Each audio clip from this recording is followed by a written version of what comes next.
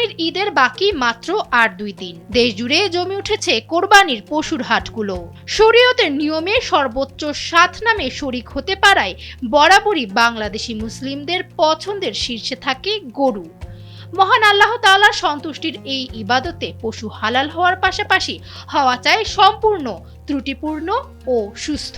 তবে কেনার সময় কিভাবে বোঝা যাবে একটি গরু সুস্থ নাকি অসুস্থ? 1. নাকের অবস্থা। বিশেষজ্ঞদের মতে সুস্থ গরুর নাকের উপরের অংশ সবসময় ভেজা থাকে বা বিন্দু বিন্দু ঘাম জমে থাকে। এদিকে একটি অসুস্থ গরুর নাক থাকে শুকনো। 2. মাংসের মান ও চামড়ার অবস্থা। একটি সুস্থ গরুর গায়ের রং উজ্জ্বল, পিঠের কুচ মোটা ও টানটান এবং রানের মাংস হয় শক্ত। অন্যদিকে কৃত্রিমভাবে মোটা করা একটি গরুর পা থলথলে হয়। 3. শারীরিক তাপমাত্রা। সুস্থ গরুর শরীরের তাপমাত্রা স্বাভাবিক থাকলেও একটি অসুস্থ গরুর গায়ের তাপমাত্রা কিছুটা বেশি থাকে। 4.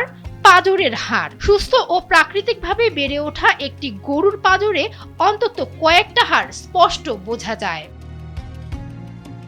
5. শারীরিকভাবে নিখুঁত। কোরবানির জন্য একটি গরু হতে হবে ত্রুটিমুক্ত। শিং ভাঙা, লেজ কাটা কিংবা মুখ, জিহবা ও খুরে কোনো বড় ধরনের ক্ষত থাকা চলবে না। ডেস্ক রিপোর্ট, সময়ের আলো।